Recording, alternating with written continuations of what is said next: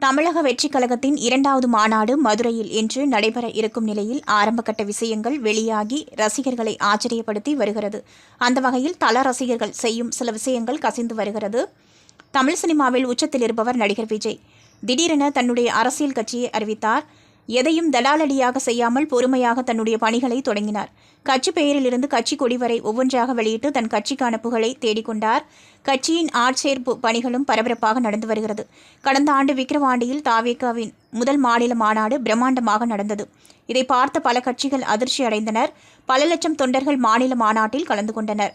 இந்நிலையில் தாவேகாவின் 2வது மாநாடு மதுரையில் இன்று நடக்க இருக்கிறது. சில வாரங்களுக்கு முன்பிலிருந்து மாநாடு நடக்கும் இடத்தை சுற்றுலா இடம் போல மக்கள் வந்து பார்வையிட்டு சென்றதையும் பார்க்க முடிந்தது. இன்று மாநாடு நடக்க இருக்கிறது. மற்ற கட்சிகளைப் போல இல்லாமல் இதில் கலந்து கொள்ள கர்ப்பிணி பெண்கள், குழந்தைகள், முதியோர்கள், மாற்றுத்திறனாளிகளை அழைத்து வர வேண்டாம் என கட்சித் தலைவரான விஜய் ஏற்கனவே அறிவித்துவிட்டார். இருந்தும் 2 நாளைக்கு முன்பிலிருந்து மக்கள் கூட்டம் மாநாட்டு திடலுக்கு படையெடுத்து வருகிறது. அதிலும் இன்று காலையிலிருந்து லட்சக்கணக்கான மக்கள் திடலில் தொடர்ந்து சேர்ந்திருக்கின்றனர். தொண்டர்களின் நலன் காக்க விஜய் மாநாட்டை சீக்கிரமாக தொடங்கி இரவு 7 மணிக்கு முன் முடிக்க திட்டமிட்டிருப்பதாகவும் தகவல்கள் வெளியாகியுள்ளது. ஏற்கனவே திடலில் மக்களின் பாதுகாப்பிற்காக 50க்கும் அதிகமான ஆம்புலன்ஸுகள் நிறுத்தப்பட்டிருக்கிறது.